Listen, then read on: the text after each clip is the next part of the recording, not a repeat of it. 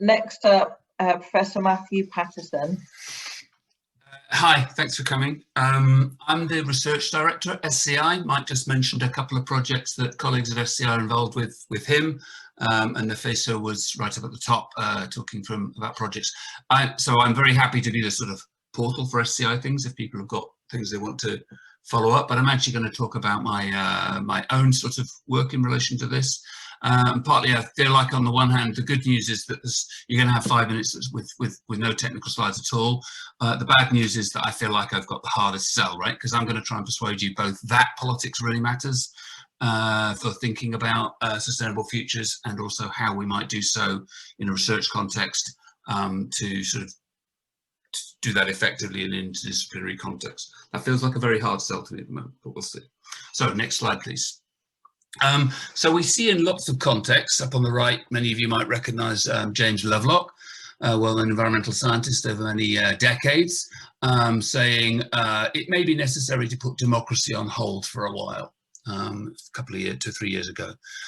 We see that type of thing from a variety of scientists. We see it in news items over on the bottom left.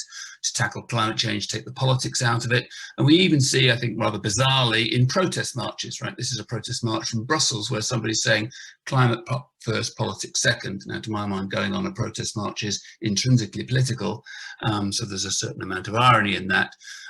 So there's lots of contexts where people say, let's keep the politics out of that. And I suspect many of people on this call might often have that instinct when they see various political fights going on. Next slide, please. So one thing we have to ask ourselves is, what is being meant when people say let's take the politics out? What do they mean by politics, right? So they're meaning a number of things. Politics is maybe the most fundamental from this slide is that politics is a bad thing that needs to be avoided. But also, if you like, that it's noise intruding into somehow it can be avoided.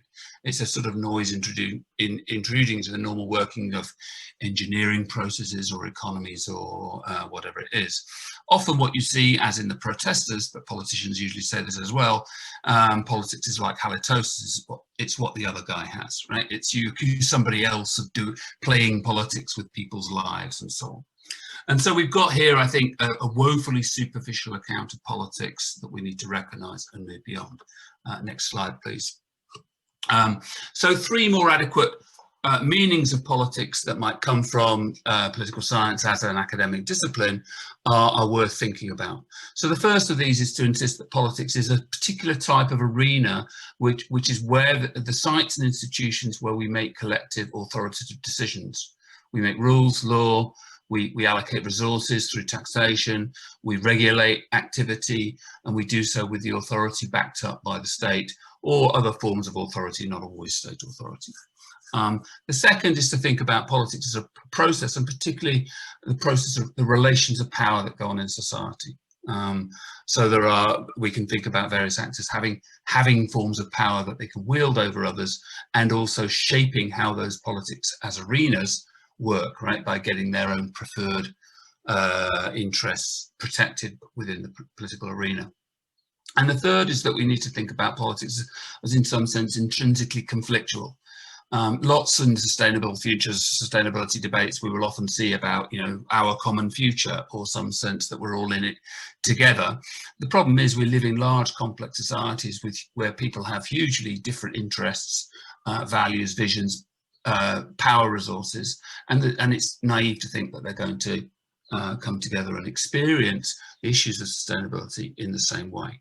And so as a conclusion of thinking about those, which would be central ways of thinking about politics in a more positive way, politics is therefore not noise. We can't wish it away. It's intrinsic. It's going to make some of the intrinsic decisions that will mean whether we end up in sustainable futures or not, through regulation, taxation, building infrastructure, whatever it might be, funding academic research, like most of us on this call are funded by political systems. It can't be wished away, and it's embedded in everything we do. It's also about daily life and so on. And it also isn't necessarily bad, right? It can actually be used for positive things. Final slide, please. So what this is, at the bottom, you've got some self-promotion. This is a book coming out later in the year, which is out of about a 7 or 8 year project that I did at my last University of Ottawa in Canada, where the empirical material was all about city level climate politics in Ottawa itself, and where I've tried to sort of formalise what I mean by thinking about climate change politically. And I think lots of the other sustainability issues this applies to too. So on the top left, you've got there my definitions of politics that I talked about. On the right, those are, if we think about the more substantive question about what drives action on climate change forward and what blocks it in political terms, then firstly, it's the power relations and sites of decision making around capital accumulation or economic growth, because those are where greenhouse gases are generated, and also where, if we are going to end up in decarbonisation, the types of processes that have to be decarbonised. And on the other hand, it's also about the fancy word there was a technical term, subjectivity, by which we mean the meanings, the ways we act in the world as individuals and organisations, the sorts of meanings we attach to the things we do in daily life. And therefore those are so for example, the meanings around flying, driving, cooking, eating, and so on. Those are the sites. So those, I would say, are the key sites of conflict over climate change, to do with trying to shift those practices and those processes of economic growth. And then at the bottom, what I've got is two sort of tensions that go on recurrently in sustainability politics, and then specifically climate change. One is this constant urge to, or recurrent urge to depoliticize, to say something is not political, to treat it as a technical question. And on the other hand, you see, if you take the example of plastics that Mike was talking about a minute ago, periodically you will get social movements saying, no, it's not a technical question, it's about citizen action, we want to put pressure on the government or whoever, corporations, to change. And this is a recurrent tension and dynamic that goes on that we need to pay attention to. And the other one is this recurrent urge to try and simplify, or I call it here, purify things which are intrinsic complexity. All the talks you've seen already have been all on the complexity side of things, and paying attention to those those complex system details and the specificities of the differences between a meat system or an aviation or mobility or varieties. Apologies, I do need to. Okay, so it's that tension between, on the one hand, on the other hand, the purification, the simplification often is really effective at getting pressure on governments to change. And that's where I'll stop. Thank you.